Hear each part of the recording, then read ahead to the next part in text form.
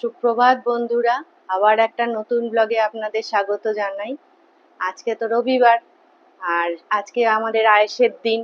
মানে ওই আর কি, রবিবার অতটা তাড়াহুড়ো থাকে না, কিন্তু আজকে আমি সকাল সকাল উঠে পড়েছি। এখন এই 7:30 বাজে, আপনাদের সঙ্গে দেখা করতে চলে এলাম। কারণ কি জানেন, আজকে সকাল সকাল আজকে না আমার মনটা খুব ভালো আছে। আজকে আমার কিছু পুরনো ছাত্রছাত্রী আসবে বলেছে আমার সঙ্গে দেখা করতে। তো ওদের আমি ছোট থেকে অনেক বছর পড়িয়েছি, তাই জন্যে ওদের প্রতি আমার একটা আলাদা টান আর ভালোবাসা আছে। তো ওরা আসবে বলেছে, সেই জন্য আমার খুব আনন্দ হচ্ছে। তাই ওদের জন্য তো আবার কিছু খাবারও বানাতে হবে না, এতদিন বাদে আসছে। তাই জন্য আমি সকাল সকাল প্রস্তুতিটাও নিয়ে নেবো। তো চলুন আপনাদের সবকিছুই দেখাই, কি করছি না করছি ওদের জন্য। ছাত্রছাত্রীরা তো সন্ধেবেলা আসবে, তাদের জন্য তো কিছু খাবার বানাবোই। কিন্তু আজ যেহেতু রবিবার, সেই জন্য সকালের জলখাবারটাও তো একটা অন্যরকম কিছু করতে হবে না। তাই জন্য আজকে ভেবেছি একটু মোগলাই পরোটা করব সকালে। তো চলুন আপনাদের দেখাই যে মোগলাই পরোটা করতে কি কি লাগছে, কিভাবে বানাচ্ছি। মোগলাই পরোটা বানানোর জন্য এই যে ময়দা নিয়েছি, এতে এবার একটু নুন দেব আর একটু সাদা তেল দেবো, দিয়ে ময়দাটাকে ভালো করে মেখে নেব। এই যে ময়দাটাকে এবার নুন আর সাদা তেল দিয়ে ভালো করে মেখে নিই, তারপর জল দেবো এতে। ময়দাটা ভালোভাবে মাখা হয়ে গেছে। ময়দাটাকে যত ভালো করে মেখে নেওয়া যাবে, তত মোগলাই পরোটাটা নরম সুন্দর হবে। এই যে আমার ময়দা মাখা হয়ে গেছে, এইবার একে লেচি করে নেব।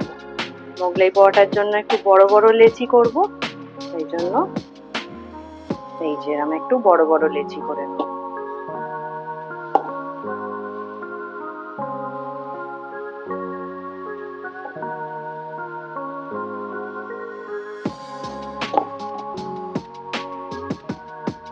এবার লেচিগুলোকে পাকিয়ে নেব।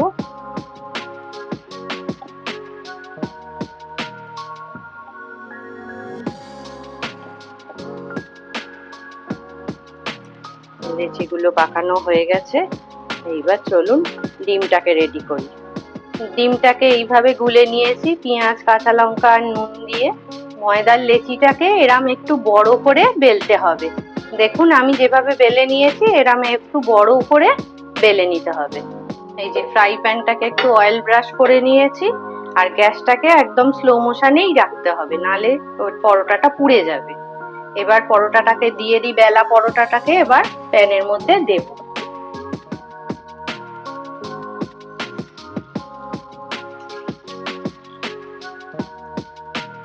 এরকম করে গোল করে ছড়িয়ে দিয়ে দিতে হবে। এইবার ফেটানো ডিমটা এর মাঝখানে ঢেলে দেবো, দিয়ে এটাকে চারদিকে ছড়িয়ে দেবো।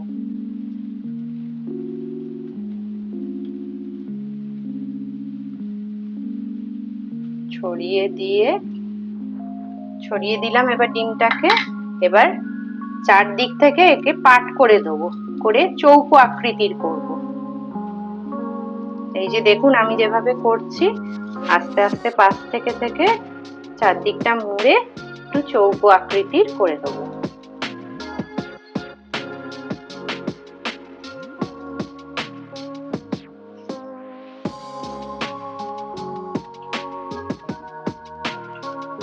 এইবার পাশে আরেকটু তেল দিয়ে দেবো, কিন্তু গ্যাসটা বেশি বাড়িয়ে তা চলবে না, তাহলে কিন্তু পুড়ে যাবে। এই যে এবার এক পিঠটা ভাজা হয়ে গেছে, এবার এটাকে উল্টে দেবো। এই যে পরোটাটাকে উল্টে নিয়েছি, এইবার আরেকটু অল্প অল্প করে তেল ছড়িয়ে দেবো, যাতে ভাজাটা খুব সুন্দর হয়। আর এই যেহেতু ভাঁজ করা হয়েছে, সেই জন্য এই কোণগুলো একটু চেপে চেপে ভাজতে হবে, নাহলে কোণগুলো একটু কাঁচা থেকে যেতে পারে। এই যে দেখুন এবার হয়ে গেছে আমার মোগলাই পরোটা রেডি।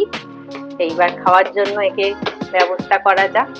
রেডি হয়ে গেছে আমাদের রবিবারের গ্র্যান্ড জলখাবার মোগলাই পরোটা। চলুন তাহলে খেয়ে ফেলা যাক। সন্ধেবেলা ছাত্রছাত্রীরা আসবে বলে এখন এই বিকেল হয়ে গেছে, ওদের জন্য একটু লুচি আলুর দম বানাচ্ছি, বুঝলেন। আগে থেকে একটু না করে রেখে দিলে সন্ধ্যেবেলা যখন ওরা আসবে তখন কিচ্ছু কথা বলতে পারবো না, তাই জন্য আগে থেকে বানিয়ে রাখছি। কড়াইয়ে তেলটা বসিয়ে দিয়েছি। আগে থেকে এই যে আলুটা সেদ্ধ করে রেখেছিলাম, এবার একটু হালকা করে আগে আলুগুলো ভেজে নেবো।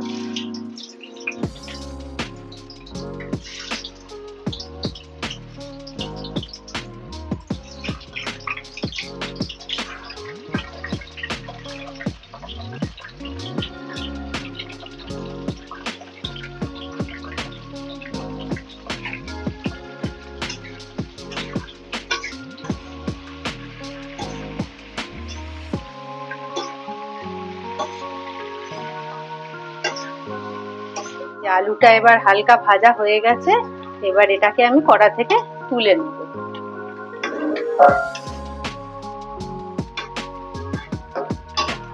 একটু হালকা করে আলুটা ভেজে নিলে না খেতে খুব ভালো হয়।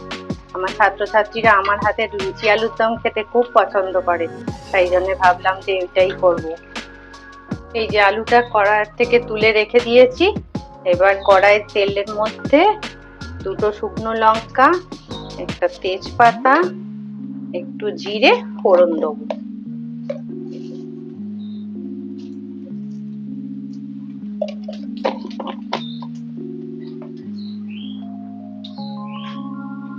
তেলটা একটু হয়ে যাক, তারপরে একটু ক্যাপসিকাম দেবো, দিলে তাহলে আলুর দমটা খুব টেস্টি হবে।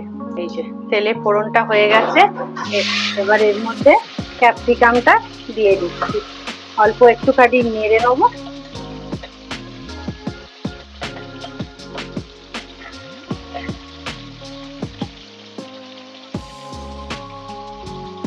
যে কোনো জিনিসেই ক্যাপসিকাম দিলে একটু ভালো খেতে হয়, তাই জন্য আমি আলুর দমেও একটু ক্যাপসিকাম দিয়ে দিলাম।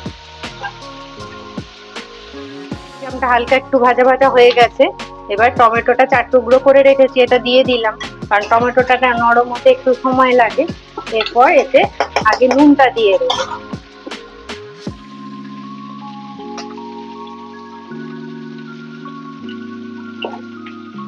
নুনটা দিয়ে আর একটু 2-4 মিনিট নাড়লে সবজিগুলো নরম হয়ে যাবে, টমেটো ক্যাপসিকামটা।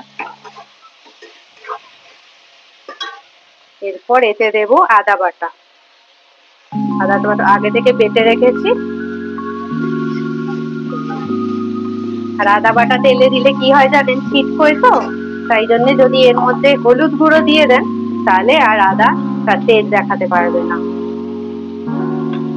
তাই জন্য আদা বাটাটা দেওয়ার পরই আমি হলুদটা দিয়ে দিলাম।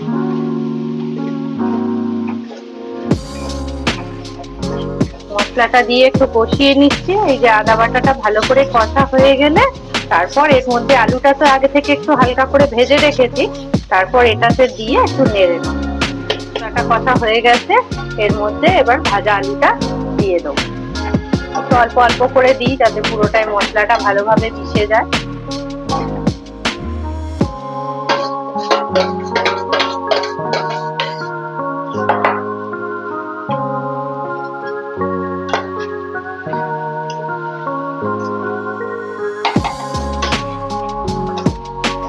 যেহেতু এতে ক্যাপসিকাম দিয়েছি তাই জন্য এতে আর চিনি বা মিষ্টি জাতীয় কিছু দেব না, একটু নোনতা নোনতা হবে।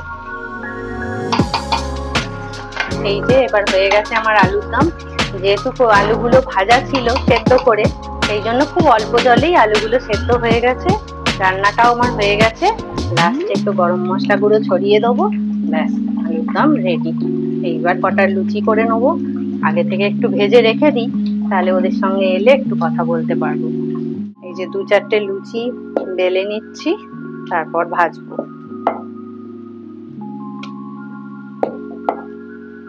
কিছু লুচি ভেজে রেখে দিই, তাহলে সুবিধা হবে, ওরা যখন আসবে তখন কথার ফাঁকে ফাঁকে তাহলে ওদের খেতে দিয়ে দিতে পারবো, আবার গল্পও করতে পারবো।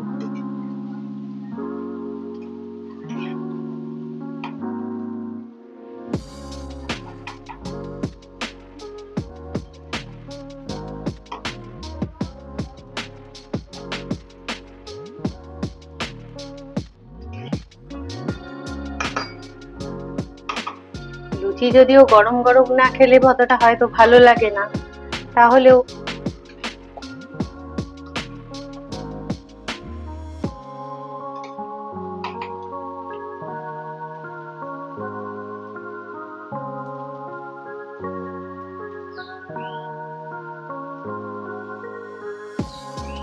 খানিকটা ভেজে রেখে দিই, আবার খানিকটা খাওয়ার ফাঁকে ফাঁকে গরম গরম ভেজে দেবো।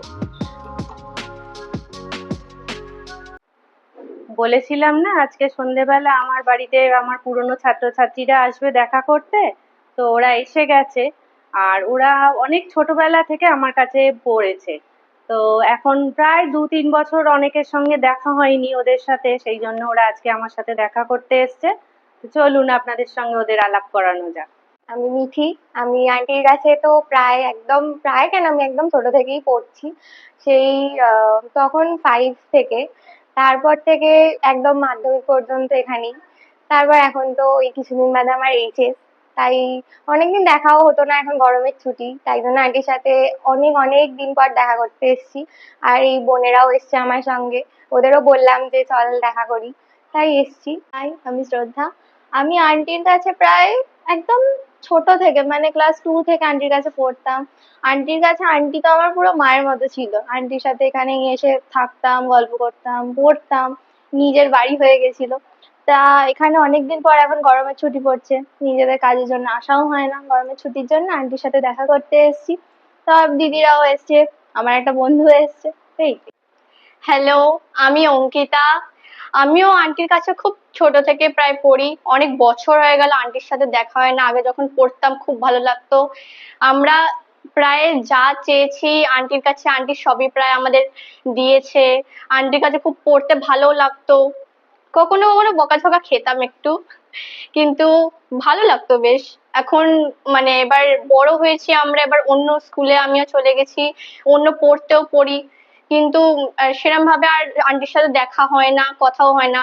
সেই জন্য এখন একদিন আমরা ডিসকাস করলাম যে হ্যাঁ চলো এবার আমরা কথা বলি, এবার দেখা হোক, একটু মজা হোক, আড্ডা দিই, এই আর কি। আমি নীলাচল ঘোষ। আমি আন্টির কাছে সেই নার্সারি থেকে ছোট থেকে পড়ে আসছি। আমার আন্টির কাছে পড়তে অনেক ভালো লাগতো। এখন গরমের ছুটি, আমি ভাবলাম আজকে এখানে একটু আসি, মজা করব।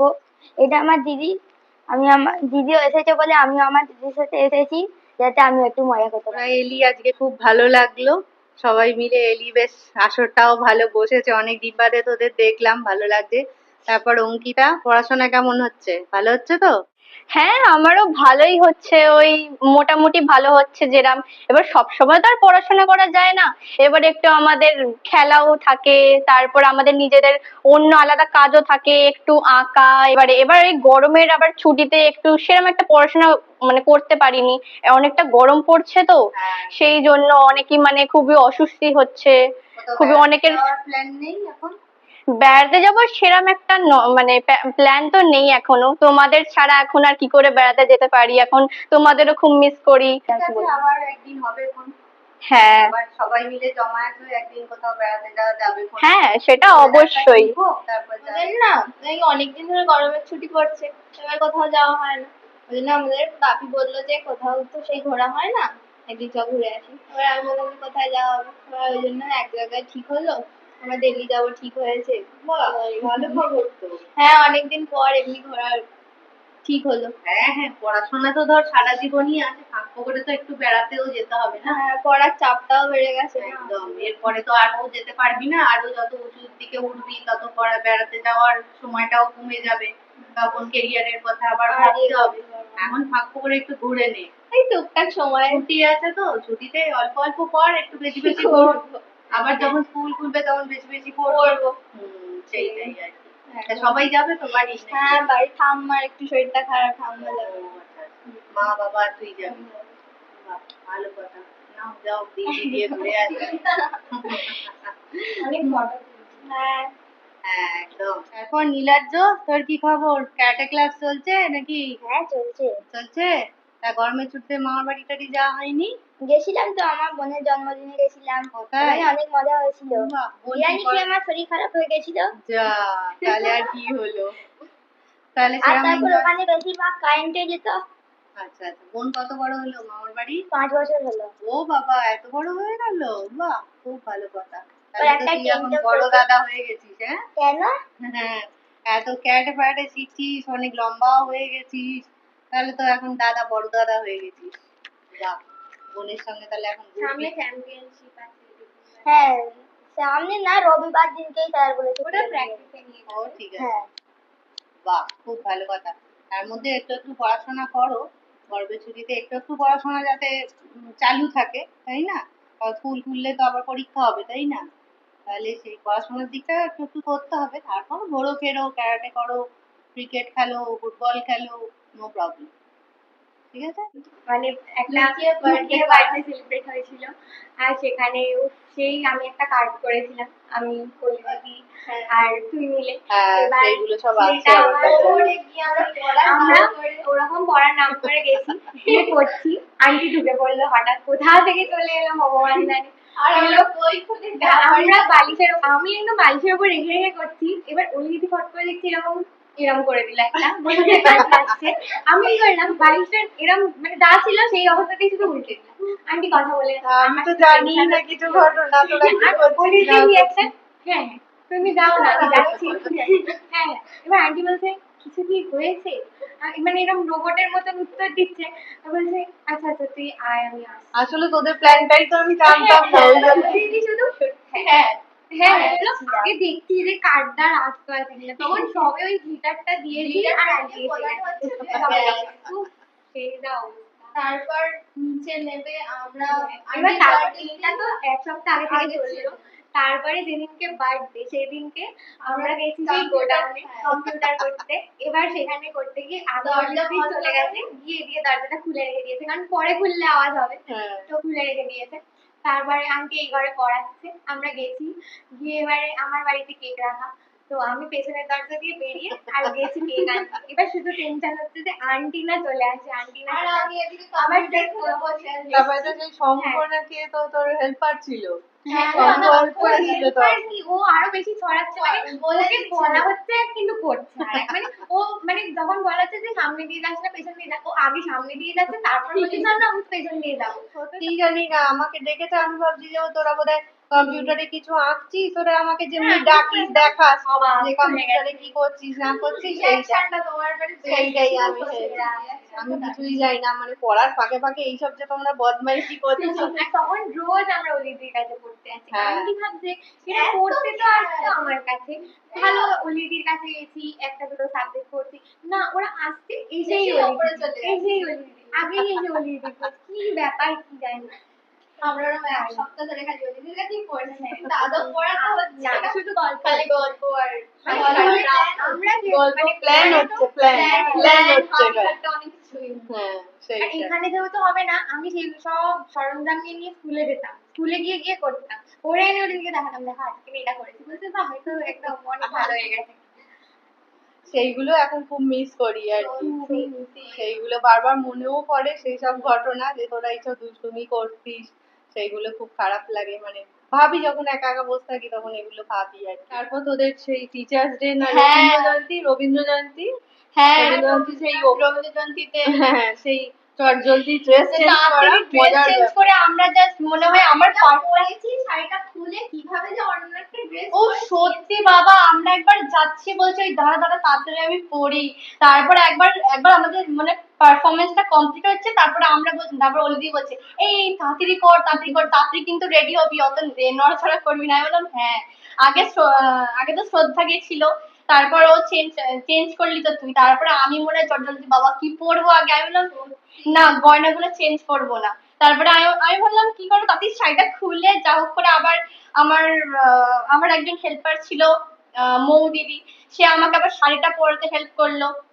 তার আন্টি তো ওখানে ব্যস্ত ছিল পারফরমেন্স দেখতে, তারপর আরো সব নানা রকম অ্যানাউন্সমেন্ট করতে।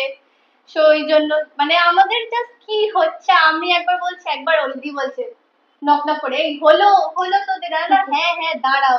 তারপর এইসব প্রোগ্রাম করার জন্য কম বকুনি খেয়েছিস তোরা? না হচ্ছে না, ভালো হচ্ছে না, খারাপ হচ্ছে এবার না। এখানে আমার একটা কথা আছে, এবার ওখানে আমার একটা কথা আছে, সেটা হচ্ছে সেই মানে কোনো কিছু একটা ধরো এরকম আমরা প্রোগ্রামের প্ল্যান করেছি, সেটার রিহার্সাল হচ্ছে, প্র্যাকটিস হচ্ছে, সব হচ্ছে, ঝাড় যদি না একটা খায় সেটার মানেটা হচ্ছে ওটার একটা ঝামেলা, একটা ঝাড়। ইভেন যখন অলিদির বিয়ের জন্য আমরা প্র্যাকটিস করেছি, তখনও অলিদি আমাদেরকে ঝেড়েছে, তখনও আমাদের দুদিন প্র্যাকটিস বন্ধ হয়ে গেছে, তারপর আবার জায়গায় সেই হলো, দিয়ে তারপর তো একদম যে ফার্স্ট ক্লাস পারফরমেন্স দিলাম আমরা। তো তারপরে মানে কিছু প্রোগ্রাম হলেই আগে বকুনিকে খাবো দিতে হবে। আগে ধার খেতে হবে তবে ভালো জিনিসটা বেরোবে। মানে ওলি দিদি হয় মন খারাপ করবে, নয় না, আমাদের মন না, খারাপ না, করবে, না, কিছু না, একটা না, হবে। তারপরে কি ওটা আবার থাকবে। তারপর অ্যাডজাস্ট হবে, একদম তারপর আবার ঠিকঠাক সব হবে। ঠিকঠাক প্রোগ্রাম হবে তাহলে। আর ওলি দিদি পরে এসে মানে তোরা কিছু মনে মনে করিস করিস তো? না? আমি তো রেগে গেছি। আরে আমরা আর কি মনে আমার করবো? কি বলবো বড় হয়েছে।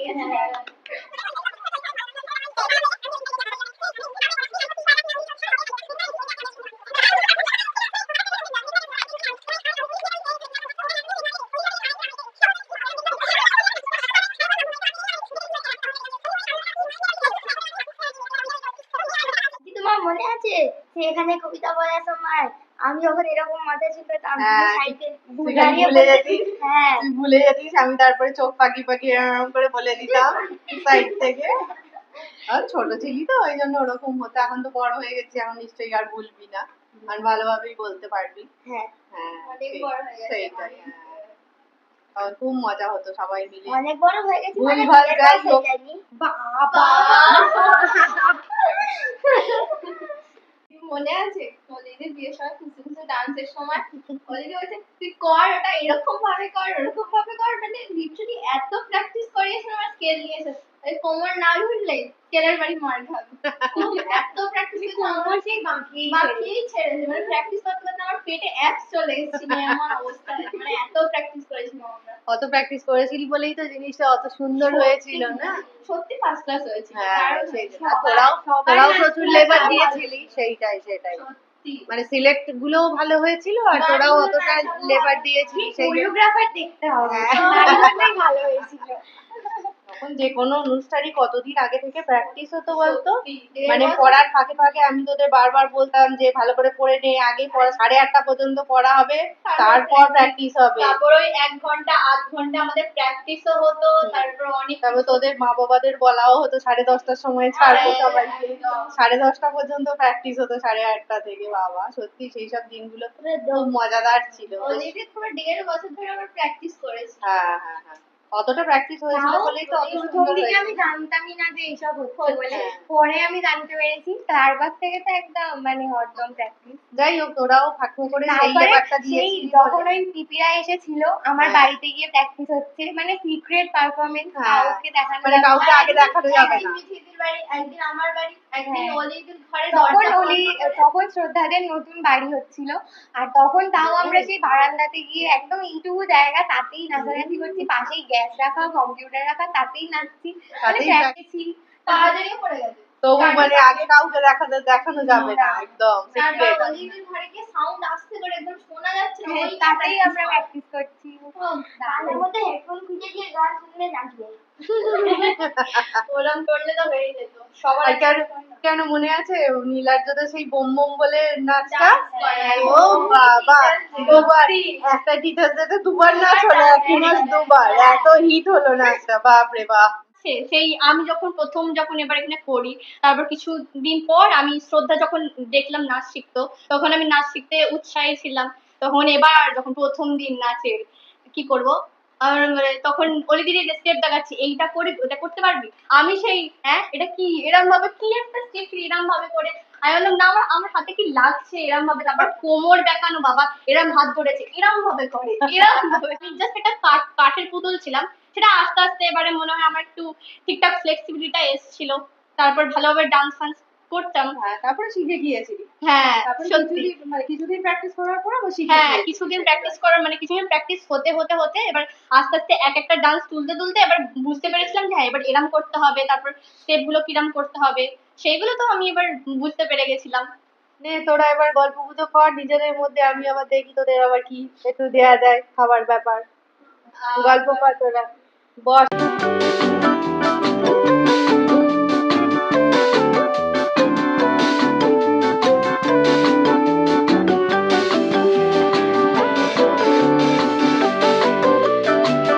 আসছে, হ্যাঁ আসছি, হ্যাঁ আবার আসবো। ভালো থেকো। হ্যাঁ ঠিক আছে, তোরাও সব ভালো থাকিস। হ্যাঁ আবার আসিস তাহলে। দিদিভাই থাকে। হ্যাঁ ঠিক আছে। আজ সন্ধেবেলাটা বেশ ভালোই কাটলো, তাই না বলুন? আমার পুরনো ছাত্রছাত্রীদের সঙ্গে আপনাদেরও আলাপ করিয়ে দিতে পারলাম। আর ওরা জানেন তো আমার কাছে অনেক ছোট থেকে পড়েছে, তো সেই জন্য মানে ওদের সঙ্গে সম্পর্কটাই আমার শুধু যে ছাত্রছাত্রী সেইটা না, মানে বাড়ির ছেলে মেয়ের সঙ্গে যেরকম মা বাবার সম্পর্ক থাকে আমার সঙ্গেও ওদের ওরকম সম্পর্ক। অনেক অভিমান আবদার আমার কাছে ওরা করতো যখন ওরা পড়তো। এখন হয়তো পড়ে না, অনেক বছর হয়ে গেছে পড়ে না, তাহলেও ওদের সঙ্গে সেই সম্পর্কটা এখনো আমার রয়ে গেছে। এখনো কোনো ওদের ভালো খবর পেলে না আমার খুব আনন্দ হয়। ইনফ্যাক্ট আমি ওদের, শুধু ওদের নয়, আমি যাদেরই পড়াই তাদেরই না আমি আমার ওই বাড়ির ছেলে মেয়ের মতন করেই ট্রিট করার চেষ্টা করি, কারণ আমি ভাবি না যে ওরা শুধু আমার কাছে পড়ে। আর পড়াটা দেখুন যে যার ব্রেন অনুযায়ী হয়, মানে কে কিরকম রেজাল্ট করলো সেটা তার মানে ব্রেন অনুযায়ী ভ্যারি করে। কিন্তু আমি চেষ্টা করি বেশি করে যে যাতে মানুষ হিসাবে প্রত্যেকেই যেন ভালো তৈরি হয়, ভদ্র সভ্য বিনয়ী তৈরি হয়, সেই চেষ্টাটা আমার মধ্যে থাকে। যাই হোক, আজকের ভিডিওটা নিশ্চয়ই আপনাদের ভালো লেগেছে। যদি ভালো লেগে থাকে তাহলে আপনারা সবাই একটু আমাকে লাইক আর শেয়ার করে দেবেন, আর সাবস্ক্রাইব করে আমার পাশে থাকার চেষ্টা করবেন। আবার পরবর্তী নতুন কোনো ব্লগে নিশ্চয়ই আপনাদের সঙ্গে দেখা হবে। ততক্ষণের জন্য বন্ধুত্বের দাবি নিয়ে আপনারা সবাই সুখী থাকুন, সুস্থ থাকুন আর আনন্দে থাকুন। নমস্কার।